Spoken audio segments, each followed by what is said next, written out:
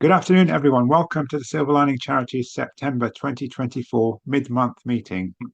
We're delighted to be joined by the guest speaker, Dr. Nicholas Behn. He's a senior research fellow from the School of Health and Psychological Sciences at City University of London.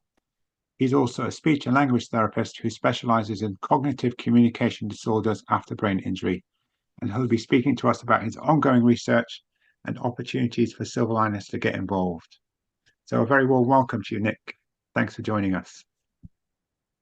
Thank you very much. And I'm hoping everyone can hear me. It was actually really hard putting this talk together and thinking what is going to be most useful to you.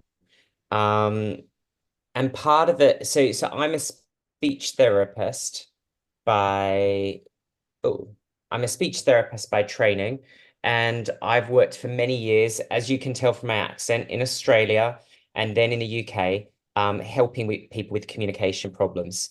So I thought what I'd do is talk a bit about how speech therapists can help, but also kind of give you some ideas and some resources and some things that you can access now for free. So I guess the first thing is, what is it that people with brain injury want? And you may agree with some of these things on this slide, you may not. One thing people say is people with brain injury, they just want to give something back. They want to take part in things. They want to be someone. They want to be able to make decisions and exert influence. They want to just do something that's meaningful, that helps others, and do something that feels like they've got a good sense of belonging. I like this second last one. People with brain injury want something to do, so some kind of work. They want somewhere to live, so a home, a shelter, and they just want someone to love. And I think it doesn't matter if you've got a brain injury. I think this is kind of what you want in life. And another person said, people with brain injury just want work, love, and play. And I think that's a really good way of thinking about it. And it's these kind of quotes and these kind of pieces of research that kind of help guide me. There's this one quote. This is one of my favorite quotes in the world. This man's Mark Ilvasaker was a philosopher. He was also a speech therapist. He worked in the US in New York State. He passed away quite some years ago.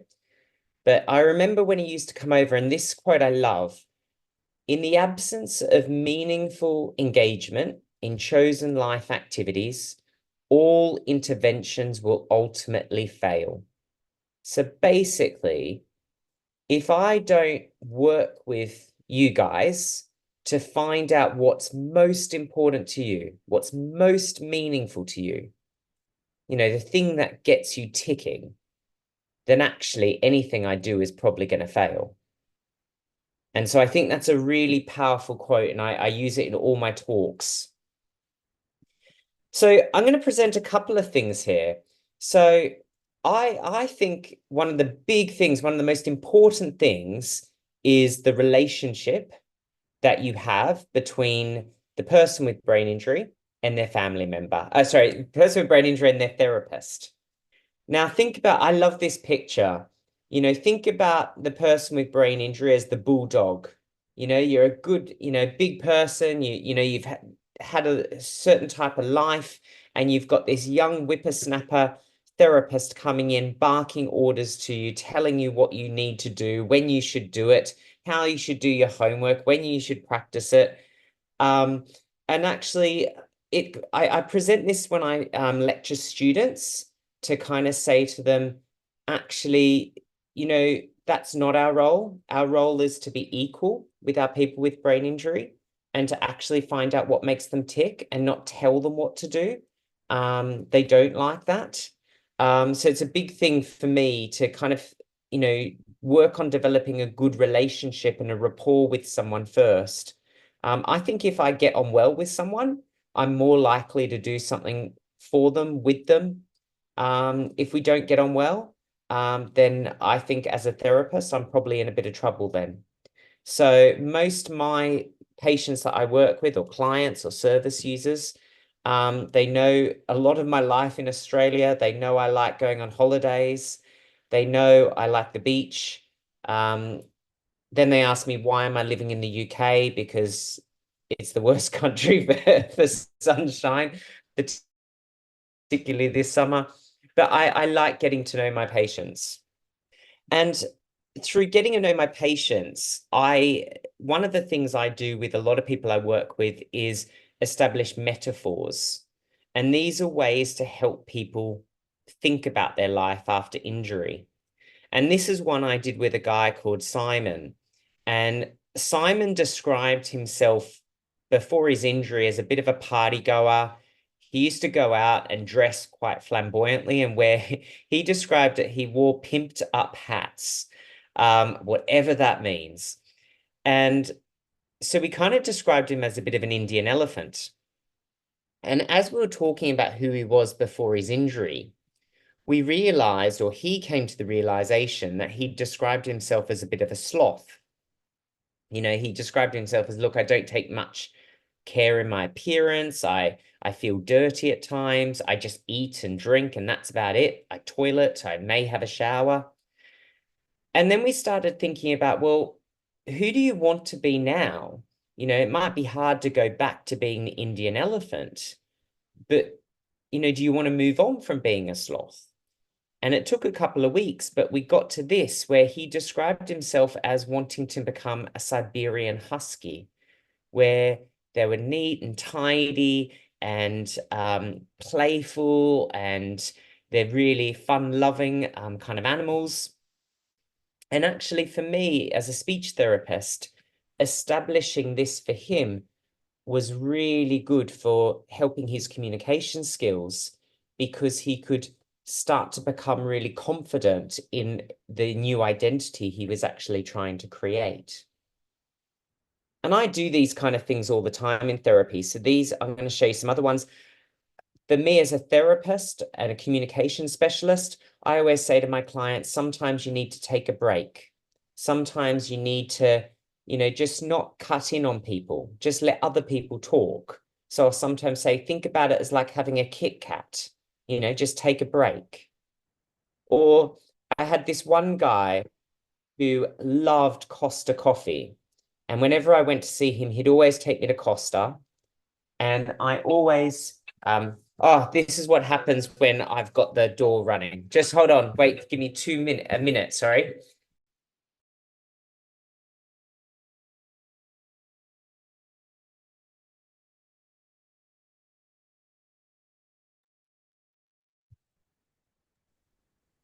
I love how everyone else got told if the doorbell goes, that's why we're putting you on mute. And then that's exactly what happens to me when the Amazon delivery person comes.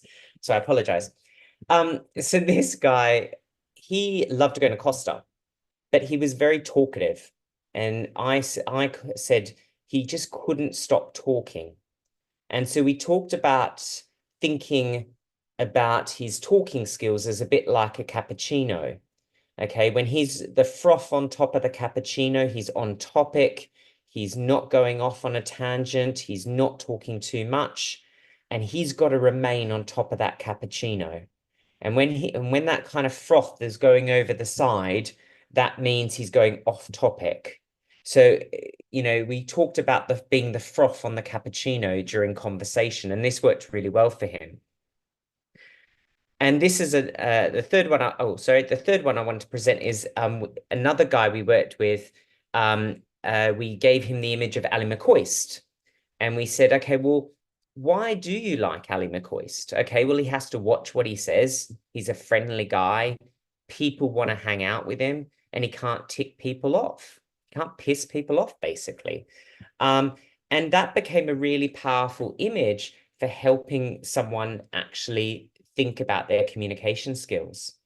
So I guess what I wanted to say here is one of the first things I do whenever I work with someone is develop a strong relationship and try and find images or concepts or people or animals that I may be able to use in my therapy to help you think about your communication more effectively.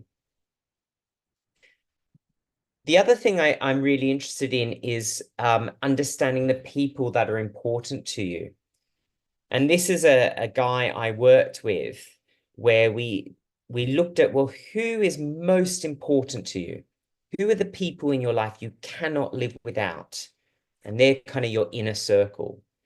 And then I said, okay, well, who are the next other people in your life that are just as important? Maybe not as important as the inner circle. And you can see we went out into the middle circle, and you can see for this guy on the right, his family were really important to him. They were the most important people to him. And then it was his cousins, his school friends, his rugby friends. And this is useful for me as a therapist because it helps me understand, who do I need to work with in your network? Because one of the things for me as a speech therapist is I want to work not just with you, the person with brain injury, but I want to work with all the people around you that you consider important to you. And the reason I kind of say that is because of this. And this is kind of some of the research I'm doing at the moment, which I'll talk about in a moment. When you have a conversation with someone, it is having a conversation with someone. So I can help a person with brain injury communicate better, but actually the person that they communicate with at home or in the community, so if you think about those circles, those people also impact that conversation as well. And actually, I remember, when I've seen people in hospital, and people with brain injury might be able to, resonate, this may resonate with you, is you get asked questions that you just don't know the answer to. And people just keep on asking you the same question. What did you have for breakfast? No, why can't you remember? Come on, remember. You had, what is it you had? And you get asked these questions that you just don't know the answer to. And it's not helpful for having a really fun conversation. So communication partner training is about working not just with the person with brain injury, but actually working with the family members. And that may be a partner, it may be a friend, it may be a sibling. In some cases, it's working with a support worker, because the support worker is the person that's there day in, day out, and they're just as important as your family. And it's one of the things I like doing is helping both people have better conversations and learn how to have better conversations and learn from one another. These are just some strategies that I sometimes start to teach people when I start working with them, is keeping sentences short and simple. And there's a lot of research that says these kind of strategies work. Giving someone just one piece of information at a time. I mean, these things actually sound quite simple and straightforward, but actually, when you think about the conversations you have, they're probably not as easy as it sounds. I'm just listening to myself talk to you now, and I'm not using short, simple sentences all the time. I'm not giving one piece of it. I'm doing all the things that are probably not helpful. Giving person time to respond. One of the most powerful strategies is saying something and then just pausing for 3 to 5 seconds and allowing the other person some time to respond or say something. Really encourage someone to communicate. And that may be about asking questions, that may be about giving them time to respond. It's kind of saying, look, I'm really interested in your life. I'm interested in what you have to say. I'm interested in your kind of the things you're doing day to day. Make what it is that you're talking about, make the topic clear. Okay, so we're going to talk about holidays now, rather than saying, so what happened last, tell me about what happened the other week. Okay, well, that's not making the topic clear. Acknowledging the feelings. I think this one's a really powerful one, saying to someone, there's times I've seen people and worked with people where I say, I can really see you're frustrated and you're really upset and really angry. Let's have a think about that. Let's talk about that. And something is just repeating the person's message back to them. Just saying, this is what I heard from you. Is that right? Have I got the right end? Have I got the wrong end of the stick? Have I got the right end of the stick? So communication partner training, this is something I'm really passionate about, is really helping people communicate better and use strategies more effectively. And these are just some of them. At the moment, we've drafted a list of around 200 different strategies that you can use in conversation. So these are the seven, one, two, three. Yep, that's seven. These are the seven best ones, I would say. Now, for those of you that are at home now, and you may not have access to a therapist, there are some really good things out there to help you kind of have better conversations. So if you go onto YouTube and you type in TBI Express or collaboration videos, there are some really lovely videos that you can watch on YouTube that shows you what a good conversation looks like when you're working together, and when a not so good conversation looks like when you're not working together. And I always show these videos to clients and say, okay, let's just watch what's happening. Let's just see. And then let's reflect on the conversations we're having together and whether they're a bit like this or not. And then there's other videos. I'm just going to put these. There's other videos around elaboration. And this is about, well, how can I, as the family member or the support worker, how can I actually help you organize your thoughts? How can I get more information out of you? And just like the previous slide, there's a video of this where it's done well, and there's a video of when it's not done so well. So what I'd be saying to you is, if you're listening to this and thinking, okay, yeah, we have some good days when we're communicating, and we have some days when we're not so good at communicating. Actually thinking about some of these strategies, looking at some of these videos, can be really helpful. Let me just skip. The other thing to say, now, some of you here, and I don't know your background, so I don't know kind of how long ago you had your injuries and so forth. But in Australia, there's a new resource called the Social Brain Toolkit. And you can see down the bottom, there's three components to it. And the interactability and social ability are the two that are released, and you can access these free. And they're created by research. Interactability is a really great resource for family members or support workers who have very little knowledge of brain injury and communication problems. So it's a 2 to 3 hour program that you complete online, and it just gives you a bit of an understanding about the different types of communication problems people can have after brain injury. So I always get my students to do this, the interactability. And whenever I'm working with a new client that may have some support workers coming in who may not know a lot about brain injury, I'll always say, you need to watch this program or do this course. And the one in the middle, the social ability. So if you're interested in social media and being online, this is a really good training workshop to wise you up with social media and kind of how to navigate it. And it's been designed specifically for people with brain injury using social media.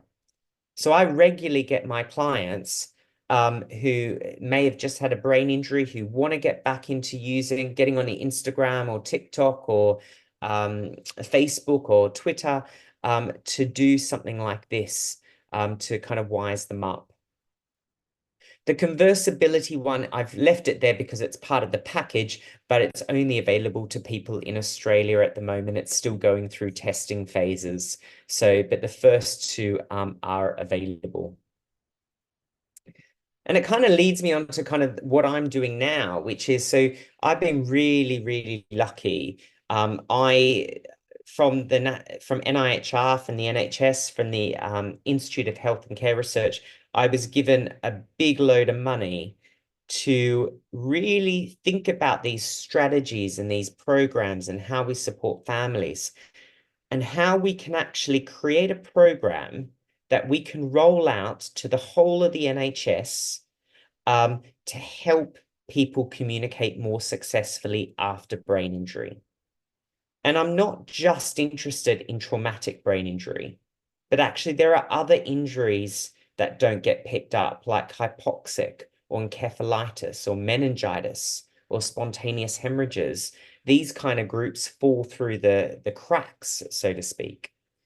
So basically I put this one up because, next year I'm actually going to be looking for volunteers, people with brain injury, and people and family members to kind of help me co-design something. So if this is something that's potentially of interest, definitely get in contact with me. And I'm looking for people who've had a traumatic brain injury to also sit on an expert panel with me at the moment. So if this kind of communication partner training is potentially of interest, take my details at the end of the talk and definitely get in contact with me. So for me, working with people, not just the person with brain injury, but working with families, working with support workers is really, really important. But the other thing to think about is settings and places. And where do you do therapy, or where do you actually, intervene, or where do you kind of work with the person with brain injury? So one of the things I do is something like this, and I kind of ask people, well, what places are really important to you? Where do you go? What activities are important to you? Just so it comes back to, well, what's meaningful to you? What's important? So for me, these are some of the places I do therapy. I do therapy in the Asda aisle and at the local bank. I mean, I've taken clients into a bank and we've set up fake bank accounts. We've gone into the travel agency and pretended to actually book a flight. We'll go into the shopping centres and the local libraries.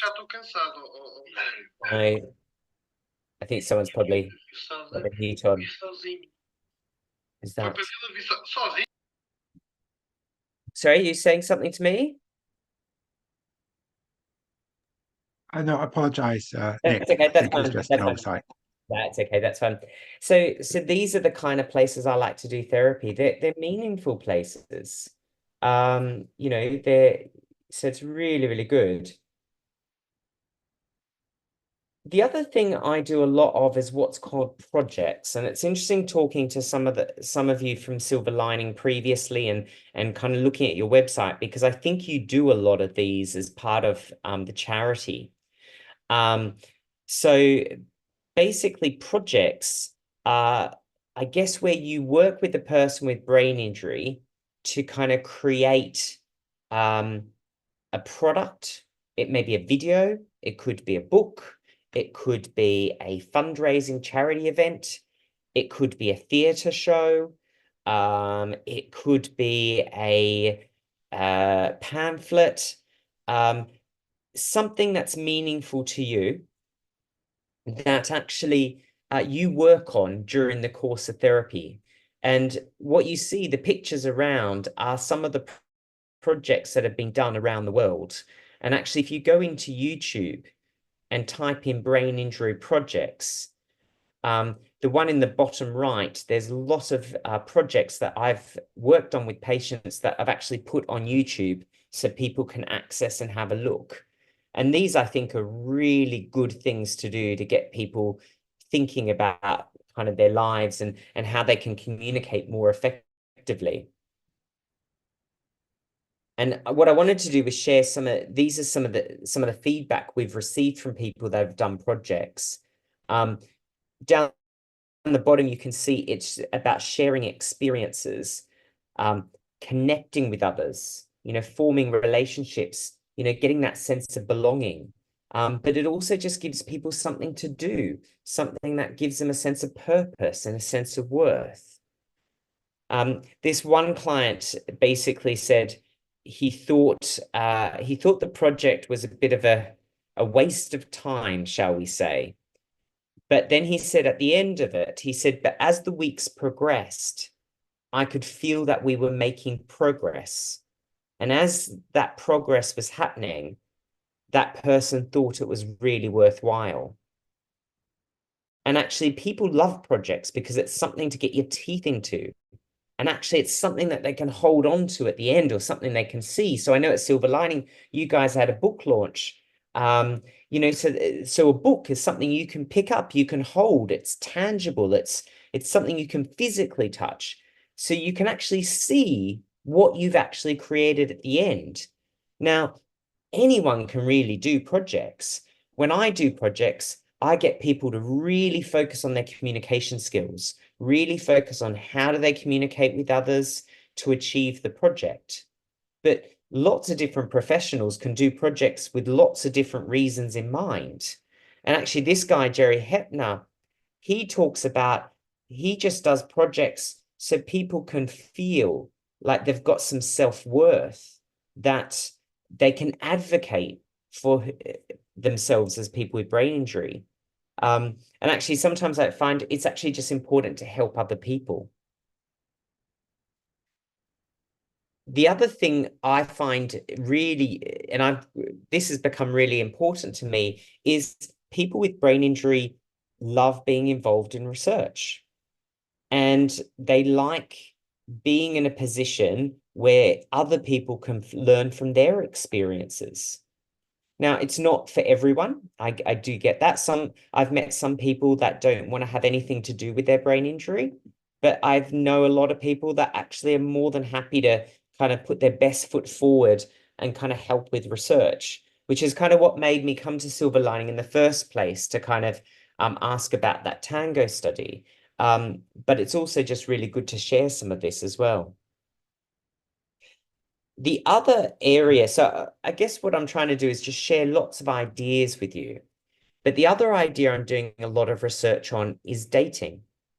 I've worked with a lot of young people who want to meet someone and find it really hard to meet someone, particularly after a traumatic brain injury. And you see, one of my patients said, I just want to live by myself. I want to get paid and I want to get laid. And, that's a reasonable thing to want. And it's thinking about, okay, how can we help people date? And what's really important, or what's interesting here, a lot of therapists across the whole of the UK think it's really, really important to think about dating. But probably less than half of them do actually address it in their therapy. And sometimes it's because therapists are they're a bit shy themselves about bringing up this topic. And they're not too sure what you're going to say. And so one of the things I'm always constantly saying to therapists is to be brave, to open up that can of worms and just say, is dating something of interest to you? Is that something you'd like to pursue or need some help with? So that's something I'm trying to do. And just in the interest of other kind of resources out there. So Kate Gould, who's based in Melbourne, she has done a lot of research because people with brain injury are susceptible to scams, online scams, romance scams, financial scams, so getting cheated out of money. And she's created an online training program called Cyber Ability. And again, you can access this free of charge.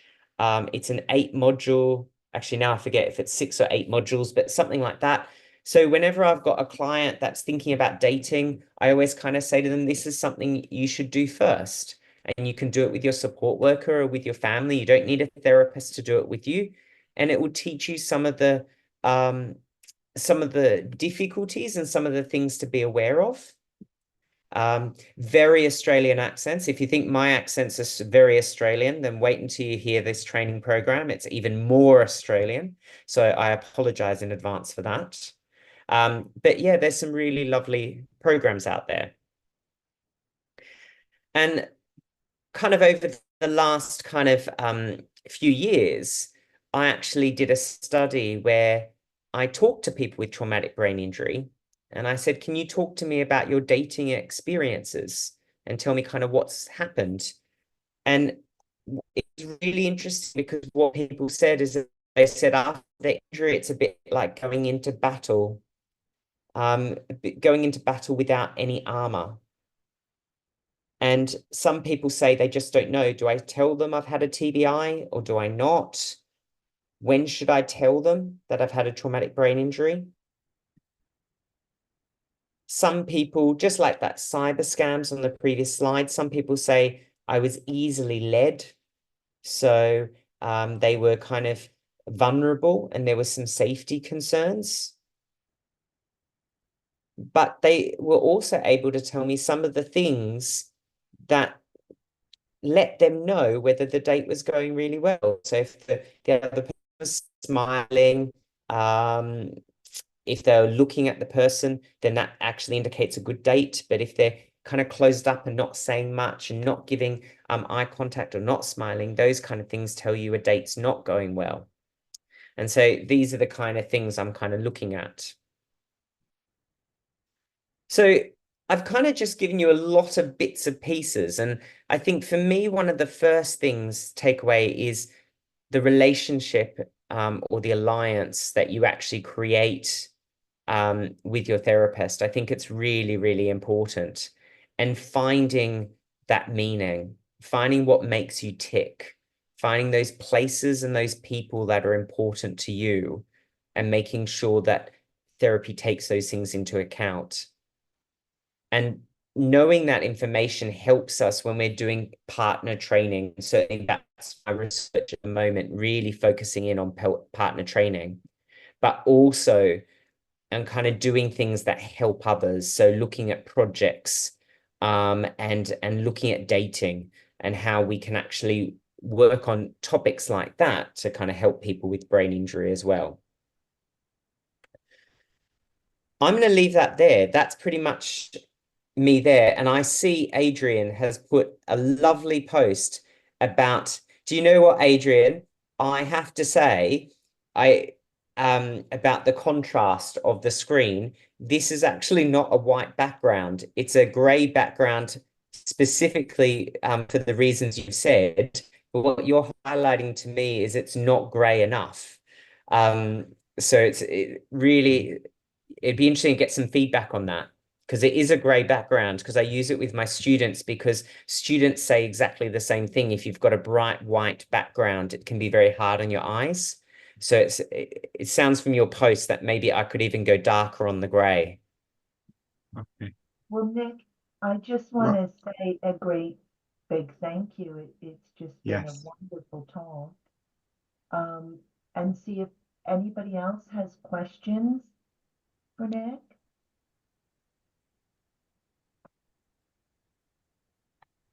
I guess I've got a general question, Nick. What led you to go into this field of research? Um, it was probably, I'm thinking about 2006, 2007, and I was working with people with brain injury, and I didn't actually know whether what I was doing was helping or not. I just genuinely didn't know. And I was really lucky that I got to see some of my patients probably a year or so after I treated them and noticed they had some of the same difficulties.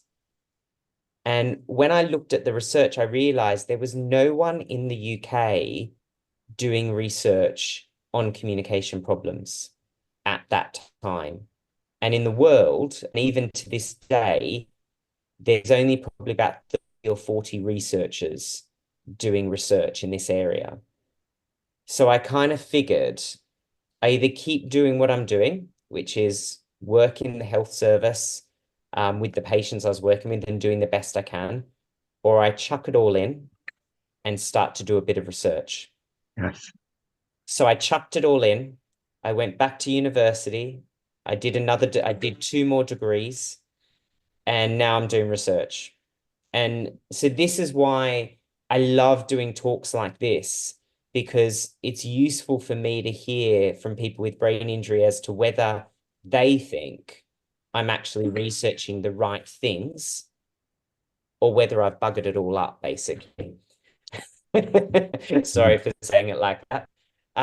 Because it's really important that we do research the stuff that means the most and matters the most. Otherwise, we're all wasting our time. Absolutely. Thank you so much. I'm wondering if we could open up the floor and if anybody wants to share with you anything about their communication journey, Sure. it might be helpful. So I'm going to Yeah. take you off the spotlight, Nick. Yeah. I'm also just going to read to you a comment which Julie's put in the chat, Nick. So she says, "Thank you. That was really interesting. Have been doing some volunteering, been part of a health chat online, and taken part in Silverlining's creative sessions. Links in nicely to your themes."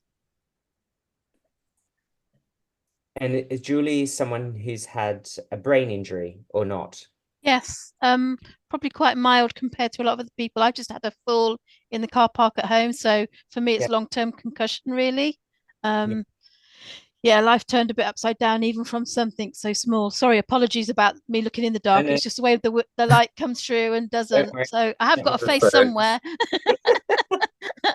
You know, it's really interesting you say that. So one of the things when I do projects is I regularly put the people I work with in control.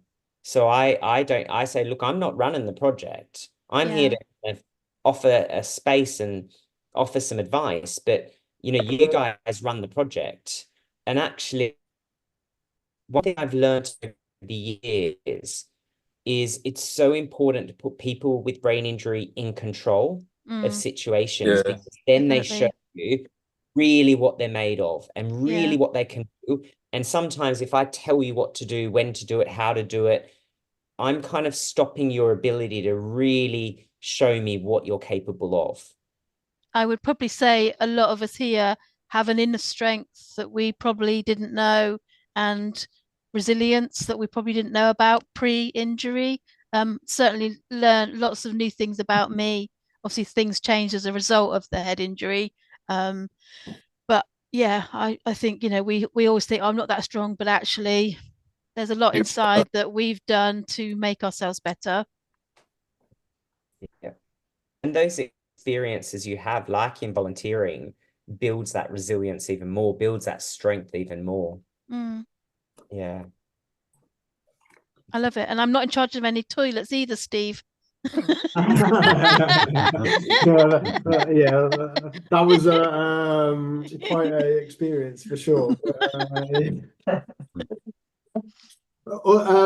So can I speak a second? So I did some volunteer. Well, no, actually, first of all, I didn't speak for quite a long time, but I started again, basically. So how are you was mind-boggling. But I did speak. So I went to De Montfort University to speak to speech and language clients, well, students. About four years on the trot, and I had speech and language coming every week, but now I'm okay ish. But so then I did some volunteering. I did some autism and Asperger's clients. So I needed to speak and talk and things like that. And then after I worked for 3 or 4 years, and I needed to speak to work colleagues and all sorts of things. So I progressed through. I developed really from my own kind of I don't know. You were determined to talk, yeah. basically. Basically, yeah. Yeah. So yeah. So that kind of That resilience. backs up what you said, really. Yeah. It's interesting, just the two of you talking about volunteering, and I probably should actually say, like, where I am at City University, they're regularly looking for people with lived experience of communication problems and other difficulties to actually sit or to be part of a lived experience panel that we have at the university, so that if lecturers want someone with lived experience to help do a lecture, sometimes we get people with lived experience to interview our prospective students to see whether you feel they should be a speech therapy student. I always find that one an interesting one. But there's lots of opportunities at the university, and they're paid opportunities as well. So if that's something that may be of interest to you, feel free, again, get in contact with me and I can put you in contact with someone, because I regularly interview people for the speech therapy program alongside people with brain injury. So I live in the Midlands. So can I say the good thing? The good thing about it is all our interviews at City University are all online. None of them are in person. So you don't actually have to be in London to do them. So if you wanted to do something remote, there's absolutely the ability to do that. Just to throw it out there. Sorry, I cut you off. That's fine. That's great to know. No. I also actually so the West Midlands group, the Silverlining group, we go once a year to Aston University to do Other expert patients. expert patients and the suspecting sixth form. Yes, sixth form students who are thinking of going into the healthcare professions. So I give my my kind of story and my wisdom, basically. Well, no. Do you know what I'd say? In my mind, Steve, I would call you my expert consultant. You know, so you're an expert and you're a consultant in brain injury.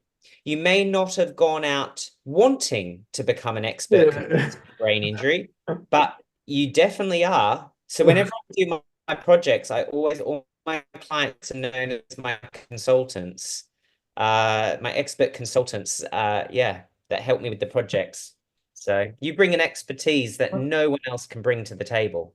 So absolutely. And Steve and his mom, his whole family, Sue, have done that program for 4 years, and we're now expanding that to other universities and hiring someone specifically to oversee this university speakers program.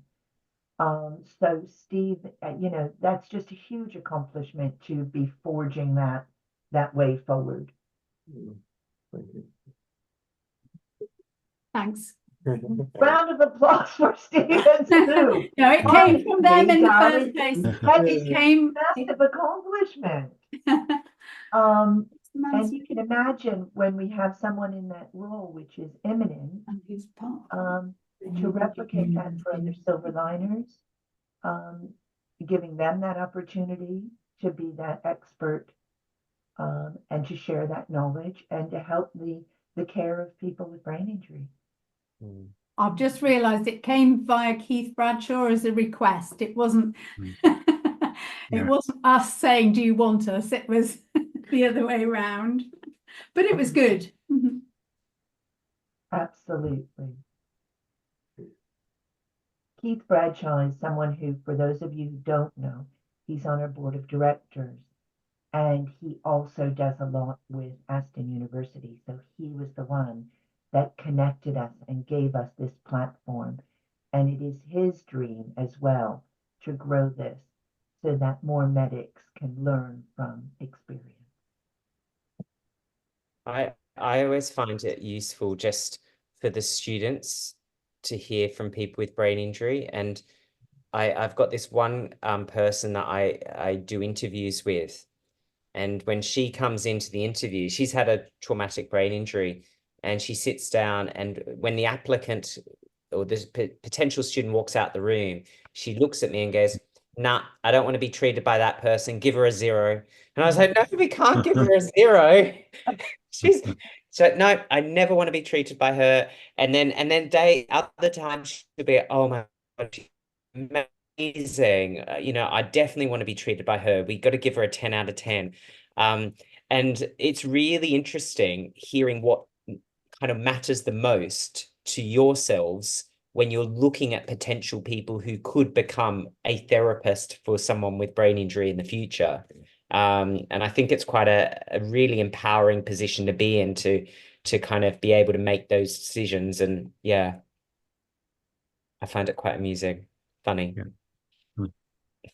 You guys are cutthroat, I have to say, sometimes. Yeah, thank you. Of crowd. Okay, thank you so much. Does anyone else have any questions or comments for Nick? So I have a comment in the chat, Nick. I'll just read it. This is from Gopal. So, hi, Nicholas. During your presentation, you mentioned the Tango project. I know how your Tango project been running. Also, what does the Tango project involve? How someone can get in touch? Can the Tango project be done online, or is it face-to-face, or both? Yeah, so Tango's been running for a year, and it's going to keep running until February 2026 or thereabouts. At the moment, everything that we're doing on Tango is face-to-face, because I just think when we're doing some planning of an intervention or planning a treatment or training program, it's easier when you've got things kind of in front of you to design it. So a lot of most of it's face-to-face at the moment. I don't know if was there anything else? Sorry, I don't know if I got all of it. Oh, sure. I couldn't answer. I couldn't remember. So yeah, I apologize. No, it's okay. So how does a Tango project been running? I believe you answered that. What does it involve? How can someone get in touch? So feel free just to contact me directly. I'm happy for Louine, if you want to, I'm happy for my details and my contact details to be shared. Okay, sure. With people as well, and then they can get in contact with me, and I can give you relevant information about it as well. Yes, and similarly, if you wanted to be at the university and help out with bits and pieces, I can, get in contact with me directly as well. Of course, thank you. I'll share your details from your city university page. Yeah. Well, I was going to say, there comes a point with speech and language where you've got to jump in the deep end. You need to, like talk, and it's good for your confidence, and it's like a stepping stone. Yeah. I started my first teaching assistant paid job yesterday. Wow. Congratulations. And it was great fun. That's great, Luke.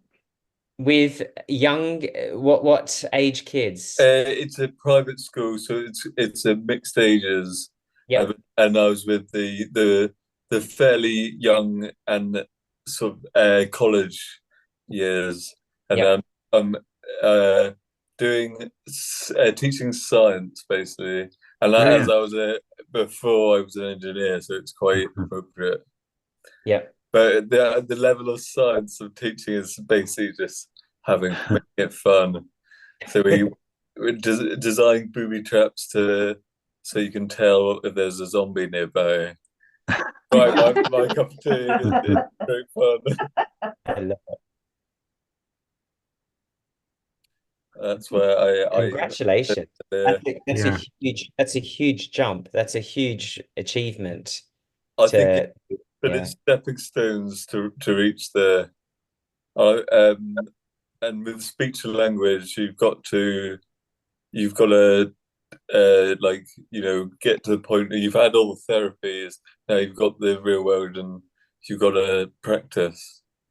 It's one of the things I try and do is, you said throwing people in the deep end, and I don't like doing it, but I'm always there on the sidelines. That's good.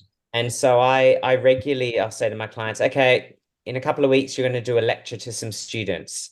And then they go, oh no. And I was like, no, don't worry, I'll help you with it. And, you know, or I'll say, you know, we're going to get you doing some interviews, or you're going to create a video.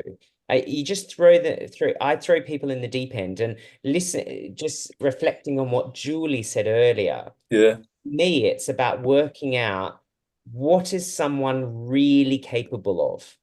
And once I've thrown them in the deep end, I see things that I never have seen before. And then I go, actually, you know what? They can do this. So just wing it. You'll be fine. I could have done with you just like waving the odd sign or something. You would have hated me. I would have just go, Luke, just jump in. No, I'm staying here. I'm getting a coffee. Sort yourself out. I think I would say that we had that experience when Stephen did his first talk at De Montfort, because his speech therapist then said to him, it'll be a small group, Steve. It will be an informal setting. You've just got to do your story, and you practiced it with her, didn't you? And everything else, because it was early days. And when we got there, it was a lecture room with about at least 40 people in. And I thought, oh no. And Steve got on the front and somebody came in late and he said, what time do you call it? And I thought, oh.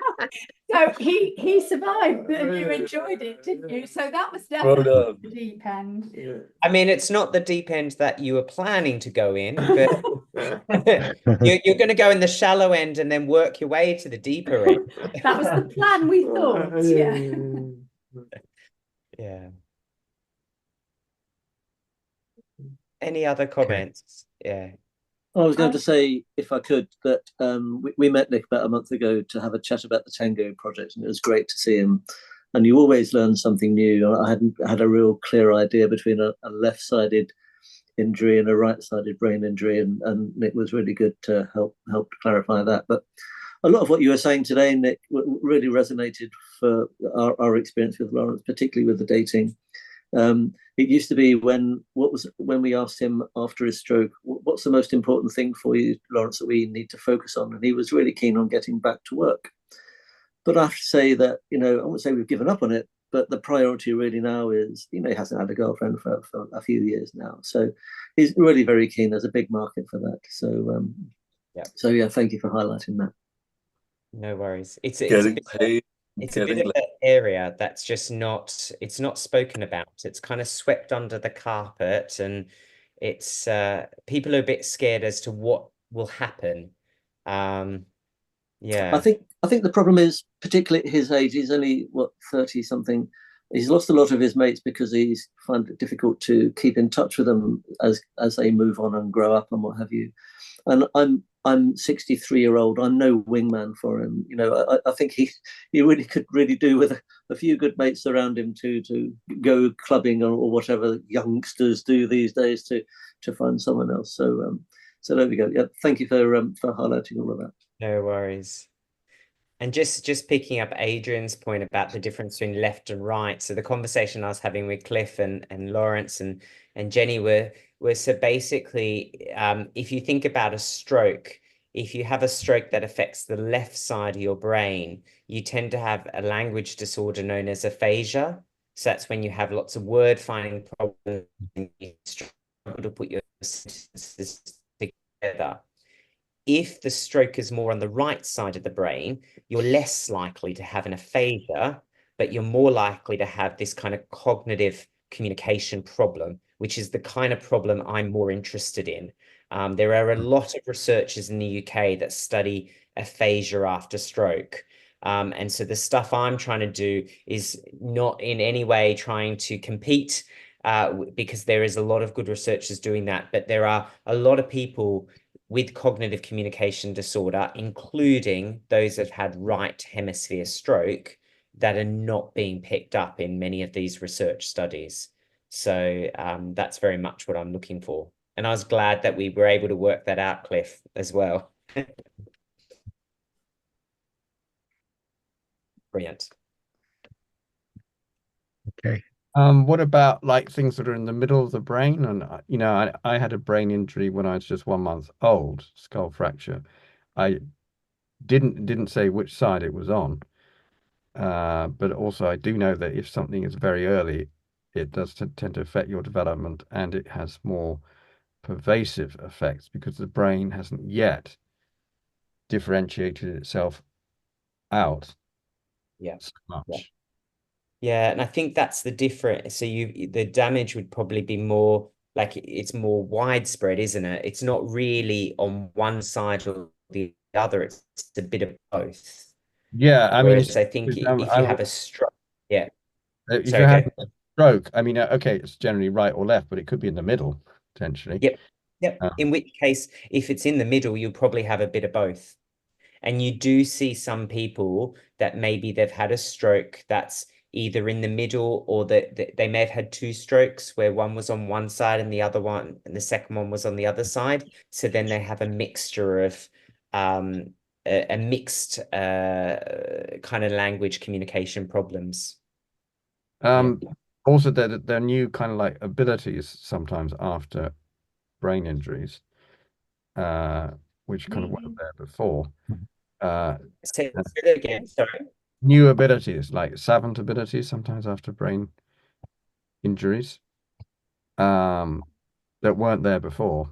And I think of this guy, he was a surgeon and he was struck by lightning, and that type of injury, survived, but then compulsorily had to create music and things like that, and ended up kind of, you know, writing a symphony, performing it, and she hadn't had interest.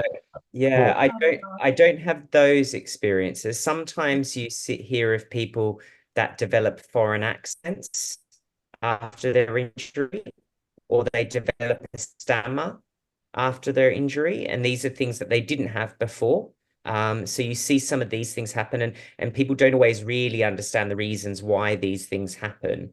But yeah, you do sometimes see very different things. Yeah, I had some savant things, but they faded, which can also happen.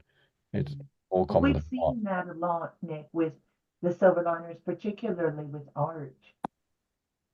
As you can see Nat there with her artwork behind her, and this is just to preview for our next book, Nick. It's called Under the Sea, and it's all about communication. And Nat, I'm just going to spotlight you for a minute so people can see, but Nat didn't draw before her injury. Oh, wow. Yeah. And now she can't stop. Now she can't stop, and they're so gorgeous. But I thought how I was sort of like, when I was in hospital, they strapped a paintbrush to my hand, and I thought I painted all my life, but I hadn't, and I just thought that I had, and I just started painting, but I didn't know that I didn't. And it was like, you hated art.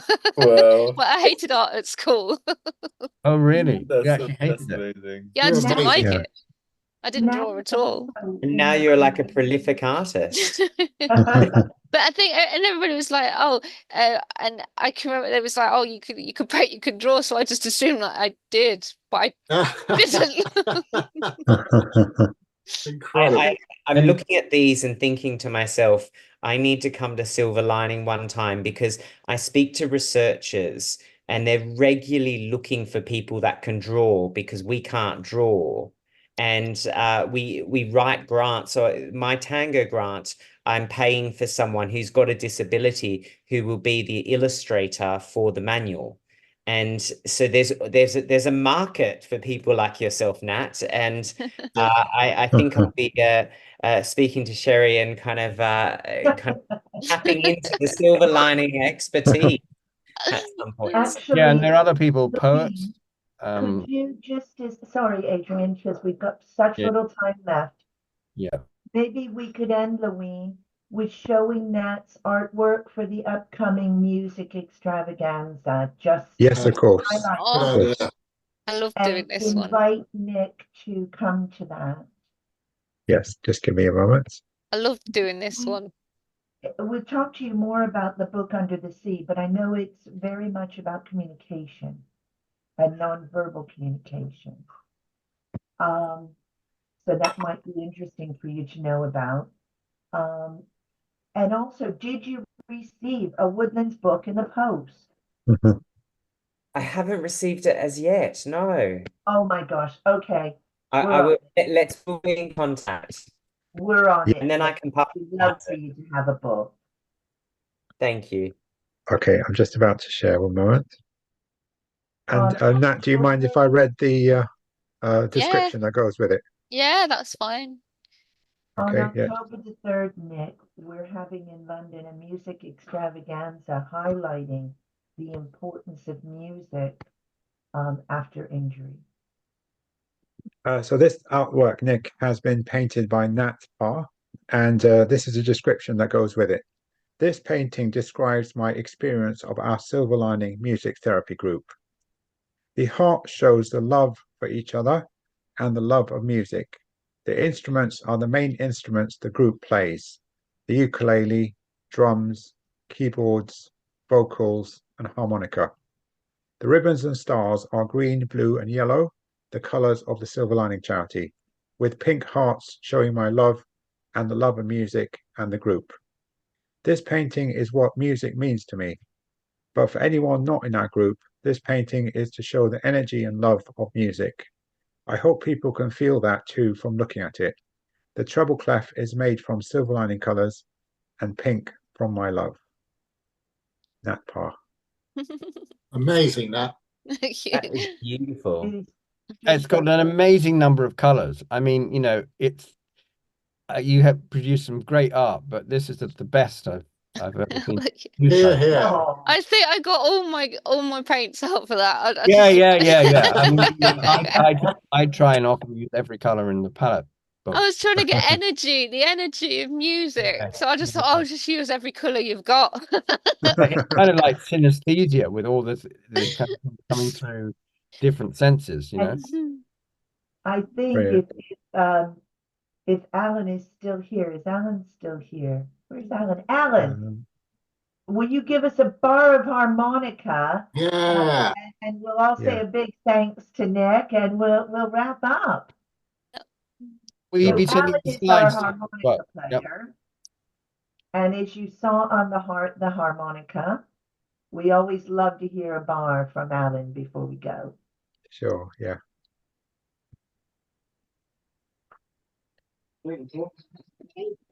Thank you. Just need you to unmute as well, Alan, if you don't mind. Oh, he's muted. Yeah. Oh, he's going to unmute. Yeah. Perfect.